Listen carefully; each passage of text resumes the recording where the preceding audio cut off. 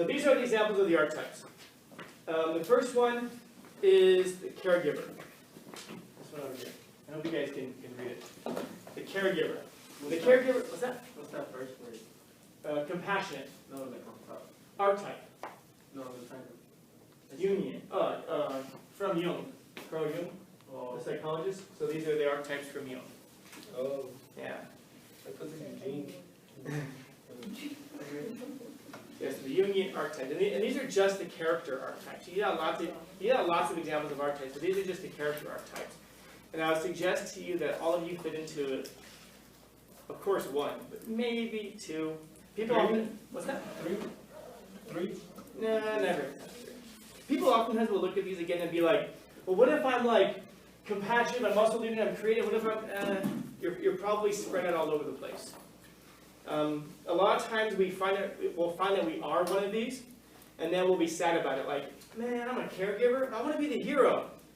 That would be what Jung would say is part of the problems of our lives. This would be part of the neuroses of our lives. This is what causes some of our mental health problems. You're a caregiver, but you're trying to be a hero. You're trying to be something other than what you are. It would be like if you're a cat and you're trying to be a turtle. Or worse yet, if you're a turtle trying to be a cat. You're just not equipped to it. Now, does that mean that you're not as, if you're a turtle, does that mean you're not as good as a cat? No. You have equal value, equal worth. But that's not your role. Your role is this caregiver, this ruler, and so forth. So now the interesting thing, of course, is going to be as soon as we start thinking about, well, was I born this way? Or was I made into this thing? Or was it these experiences through the collective unconscious that kind of propelled me in this way? We'll have that talk later. But essentially, in short, this is what it looks like.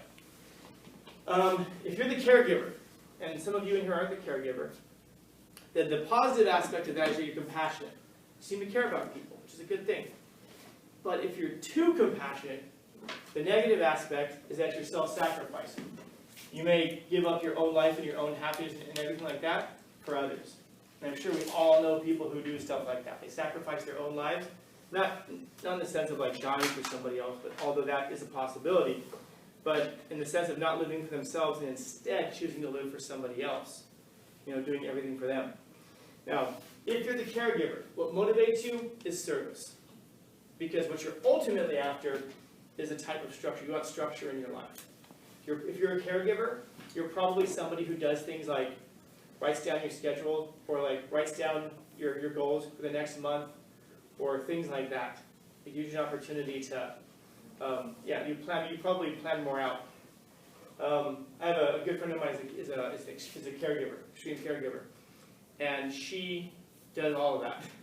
She journals it out, she writes it down, she has her next steps, and all that. Now, some of you think about this. Does anybody in here have a grandmother who's like this, caregiver? Okay. I always mention your mom. Your mom? Okay, your mom? No, my aunt. Oh, your aunt. Okay, perfect. I mention grandmothers because there's a little more of an emotional connection there. But when your aunt or your grandmother, and I don't know, does she ever like? Let me try to think of an example. It's kind of an old-fashioned example to ask if she knits sweaters for you or something like that. But do they do stuff, or they go to give you stuff, and you're like, thanks. Oh, honey, wait, let me give you this jar of peaches before you go. Jar of, what do I need a jar of peaches? No, I'm fine, Grandma. No, thank you. Don't do that. If your aunt is a caregiver, and she gives you a jar of peaches, take the bloody peaches. Say thank you. Tell them how much you appreciate it. Even if you go and dump the peaches out later. You should eat them. Because part of what it is for the caregiver to be the caregiver is to give care. And when you don't let people who are caregivers give care, you're stopping them from being what they could be. You're making their lives feel meaningless. They derive meaning and purpose from this. This is the motivation. This is the meaning and purpose. In the case here that I said that you're the ruler, your meaning and purpose is found in control. And that doesn't mean that you have to control everybody and everything. Again, the positive aspect of that is leadership. The negative aspect is authoritarian, to be a tyrant, to be the person who wants to control everybody against their will. That's the extreme version of it. Don't be that person. However, you seek control. And it doesn't have to be control over others. It can be control over your own life. If I see you as this kind of a personality type, one of the things I would tell you to do is exactly what I was mentioning earlier. Man, control. Clean your room. Make sure your room is clean and keep it clean. Control your, and once you can keep your room clean for a long period of time, now make sure that your whole house is clean. Once you can make sure your whole house is clean, now it's time to go out into the world and clean up your community. And once you can do that, now it's time, if you want to continue in politics, to become a state representative or a senator or maybe president someday. But the whole thing is you have to be able to control those limited areas of your life that you have control over. And this is one of the ways that you do it. I was talking during the quote about building confidence by having small victories. This is how you do it. Take control over the aspects of your life. Take control of your backpack. Make sure it's clean. Control of your room and your house. Oh, but it's hard to keep my house clean because my family's a bunch of slobs. Imagine how much harder it is to take care of a state, going to be governor someday. You know, if you can't keep your own house clean and well ordered, even when your family's slobs, do you really think that you can run a state full of slobs? You know, well, if you're a reasonable person, you realize no. So that means that you have to develop some skill sets to be able to keep things clean, even with those kinds of people around. And then at the bottom, the creator or the artist type. For the artist, what you're looking for is to be creative. Problem with the artist, though, is that they also destroy. Yeah. So you go too far with it, you destroy. This is why I've said to you guys, if any of you are dating someone who's a musician, run, get out. If you're dating someone who's a poet, run, run. If they're a musician and a poet, yeah, you're in the wrong place. It's going to be fun in the same way that if you take a baseball bat to Walmart, it's going to be fun, but ultimately, after you destroy it, you're going to pay for it. Once you get destroyed, and once you destroy things, you're going to pay for them. All of us pay for what we do. Sometimes sooner, sometimes later, but we all pay for what we do. You know, artists are a great reminder. Have you ever noticed that sometimes we behave in really ugly ways for beautiful things? Yeah, that's an artist. An artist behaves in really ugly ways in order to produce beautiful things. You think of it this way. So what they're after is innovation, making something new, creating something new. Not doing what's been done before, but innovating. Sometimes people are like, you know, they're artists, but they just imitate everything. At first you have to imitate. That's how you learn your skill set. But if you're always imitating, you're never creating, you're never innovating, maybe you're not the artist. The rest of these I'll go through more quickly, and I'll give you we'll see a chart that has all this stuff written down. In fact, one of the papers I'm going to give you has all these written down. But it's still a good idea to have them, to write them down yourself so if they're in your mind. The innocent, when you see a movie and you see like the child who's there, that's used, that person, so that character usually represents the innocent. They're open-minded, that's good, they're open-minded. Problem is that they can also be naive. We see that. And what they're motivated by is they want happiness. They want happiness. The sage, that's the wise person. I thought I misspelled intelligent as I'm looking at it. I'm like, oh no. The sage is someone who's intelligent, but they also run the risk of being an elitist. They think that they're better than everybody else. The explorer wants autonomy. In other words, they want control over themselves. They don't want to be told what to do. But the problem is that if you're an explorer, you can also get in the habit of wandering, which means you never end up anywhere. You're just perpetually wandering and you're aimless. But what that person really wants is freedom. What the sage wants is truth. And once you understand that, now if you realize that you're like that sage character, you might say, what I'm really after in life is truth. That's it, truth. Then you start to realize that all of these other things start to go away. In other words, you guys know the metaphor of the red pill and the blue pill? You've seen The Matrix? Yeah, maybe you've seen The Matrix before.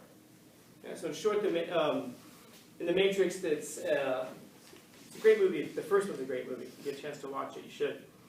There's a guy who essentially finds out the truth of existence, which is that this life that we're living right now is not real. This is all a simulation. And that there is a real you, but that you're in a vat somewhere. And long ago, there was a war between humans and artificial intelligence. And the machines won. And we launched a nuclear strike to try to destroy them, but all we ended up doing was sending up a bunch of dust in the atmosphere, and we closed off the Earth in this terrible cloud. So now, to try to stop them from accessing the sun, so that way they couldn't have power. So instead what they did was they captured humans and then used us as batteries, basically. Our body heat and our energy and all that. So there is a real you, but that you're actually in a comatose state in a vat somewhere connected to this machine that's drawing power out of your body. So he finds out about this and he's offered this opportunity. If you take the blue pill, you go back to sleep and you completely forget everything I just told you, and you go back to your regular existence and you have no idea what the truth is. If I give you the red pill, though, you wake up to reality and you see the world the way that it really is. Yeah. So the question becomes, which one would you choose? Would you want to know the truth if that's what it was like? I'll just take the blue. Most people probably would. If you take the blue pill, you are not the sage. The sage wants to know the truth. But what if the truth makes you unhappy? The sage wants the truth. Would you rather be free or have the truth? They'd rather have the truth. So finding out what it is that you're after. And these are all, interestingly enough, a spiritual journey. The child in the spiritual journey, the child and the sage, and the explorer. They're all on a spiritual journey. The everyday person, you've got the jester, and the lover. And their thing is all a connection to others. So the jester, the comedian, wants to connect to others as well. And interestingly enough, they're also truthful. Finally, the rebel and outlaw, the magician, the hero. All of these folks are looking to leave a mark in the world. If you're somebody who's the outlaw, the rebel, like you don't like being told what to do and you're going to do the opposite and all that, what you're looking for is to be liberated, to be free from society's constraints. The magician is somebody who's interested in transformation. And the magician will make more sense when you see him in literature, when you see him in movies.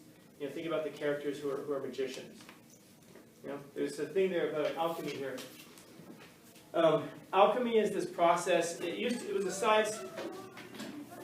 It was a science that we now realize is not legitimate. But the idea was that you could take a metal and that you could turn it into gold. So you could get copper or you get lead, and if you just did the right processes to it, you could make lead into gold. And it was thought for the longest while that you could do that. You could transform metals. And I'm talking about, we tried this for 1,000 years, man. But now alchemy just kind of makes this, alchemy now is kind of, it just means that you're going to transform one thing into something better. If you're taking lead and making it gold, you're taking lead and making it into something better. If you're a magician archetype, you want to take maybe people and make people into something better. The problem, though, is that you can also become the trickster. Which means that you can also start to trick people. But what you're really interested in there is transformation. So, questions? Where do you find yourself to be? Me? That's a good question. Are you a rebel? What's interesting was I just mentioned this to one of my other classes. It wasn't even it was my class that we're not even studying this stuff. But I just showed them the chart that I'm going to give you guys, and the student who's sitting there just goes, "Oh, you're such and such and such and such, right?" I'm like, "Yeah." He's like, "Oh, yeah." Immediately he looked at me and said he could figure out what I was. Any guesses? You're a caregiver. A caregiver? Yeah, I can see why you'd say that. I'm compassionate. Very sweet and kind to all of you. I can see why you'd say that. That's open to you. Yeah. As teachers, we're in it for all of you, not for ourselves. Yeah. The real question is, what are you? I don't know. I don't want to know. I have one in mind. I mean, if you don't pay much attention to that, are you happy? No. No. And that's actually a really good question. If you don't pay much attention to it, are you happy? No. Because you still have to live your life. You still have to live your life. The problem is that if you don't recognize which of these things you are, then you don't have a direction in life. You don't know what you should be pursuing. Yeah. So, for example, if you are the hero, and that's just kind of what your natural character is, and yet you find yourself seeking liberation, then you're not, rather than mastery, then you're going to be unhappy. There's going to be something in your life that's not going to feel like it's in harmony with the rest of life. You aren't going to end up too bad because, the outlaw and the hero, they're both after the same ultimate goal, which is to leave a mark in the world. But if you're a hero and instead you're going to pursue like the stuff of the jester, and you're trying to connect with others, you can't be a hero and connect with others. I'll say that again, you cannot be a hero and seek ultimately connection to others. That doesn't mean that you won't connect to people. But how can you connect to a hero, man? I mean, how about this? Forget being a hero. How can you connect to a celebrity? What do you know about it? Even if you are a celebrity, it's a very difficult life and a very difficult person who's lived that life to be able to connect with. Yeah. I mean, it's hard even to connect with yourself. Imagine right now as you are. Imagine if every time you walk into the supermarket, you see your own face on magazines. Imagine everywhere you go, people are trying to take pictures with you and all that. It sounds like it might be a wonderful thing, but imagine that happening 24/7 every time you go everywhere. Imagine every time you gain 4 or 5 pounds, you end up on the cover of a magazine. Wow, what's happening to so-and-so? Letting themselves go. You know, it's like, I just ate a pastrami sandwich and it's a bad angle. Whatever, man, you're looking terrible. And then you also realize that will also impact your career. You know, it's like I said, if anybody here wants to be famous, let me know. Then give me your phone, give me your passcodes. Okay? We'll see how famous you really want to be. Because that's what your life is going to be like, but not with one person looking through your phone. It's going to be with millions of people looking through your life. No, because I like going to the store and you. What's that? I like going to the store and you don't, so I wouldn't like think of people. You wouldn't want it? No. Yeah. Yeah. Most of us don't even want our parents looking through our Instagram. You know? You just want pictures of you when you look good, you know? Yeah. You don't want to get caught up. Yeah. Like, So, you're sleepy. yeah. And that's what it would be like. So keep that in mind if you want to be famous. Are you ready to have lots of people look through your phone? But anyway, if you are the hero, and yet you're seeking this connection to others, and you're trying to live a life of pleasure, you're going to fail. You're not going to be happy. You're going to be miserable. Because the life of a hero is not the life of pleasure. Think about heroes, you know? Yeah, and if you're going to be heroic, you can't seek a connection to others. That means you won't. It doesn't mean you won't have it. But if that's what you're after, you can't lead. You can't be a hero. Because sometimes being a hero requires that you love your enemies and you hate your friends. It's a very difficult thing to do. But if you're going to live a principled life, sometimes that means having to go against your family. It means having to go against your friends. You know, you look at people like I was thinking of Martin Luther King Jr. He's one of my heroes. And not just because of what he did in terms of civil rights and all that, but if you actually look at the dude's life, and like I was saying, the guy, he had an earned doctorate by the time he was 27 years old. Most people get their doctorates when they're in their 30s, you know? This guy had it when he was 27 years old. And this is a guy who was so incredibly powerful as a personality that he could convince people to go and stand in front of a water hose while cops showered them down and not fight back. He could convince people to go stand somewhere while police dogs attacked them and to not fight back. You know, imagine, I mean, think about that. It's easy to get a mob going and go, let's go, you know, burn shit down, let's go kill, let's go beat up people. That's easy. Because that's getting people to tap into their passions in this way. But convincing people to say, we're going to stand there and take it and not fight back, because ultimately this is going to work out for us. That's a hard thing to do. You know? And this is a guy, think about his ability to motivate like that. Think about his intelligence. How much money do you think that dude could have made if he had started his own company? Yeah. That guy could have made millions, millions, and millions. Hundreds of millions of dollars, if not billions of dollars. And yet, he dies. Everybody know what he was doing? He was in Memphis. Everybody know why he was in town when he died? The local garbage workers, the garbage collectors, were on strike. So he was there supporting them. That dude who could have made billions died supporting striking garbage workers. People who most of us look at and we'll make fun of each other. Oh, you're going to be a garbage collector someday. Shut up, you're going to be a garbage collector someday. He didn't look down on those people. He didn't look down on anybody. This was a guy who could have made billions, who knew how smart he was. You can't not know it. You have to know what kind of power you have when you can just tell people stand there and take it and they'll do it. And yet, he dies very humbly supporting striking garbage workers. You know? That guy is not living a life of pleasure at all. And if he had done that, he wouldn't have been able to self-actualize, and he never could have found joy. So that's the danger of ignoring these things, is that you're gonna fail to see what you are and accept yourself for what you are.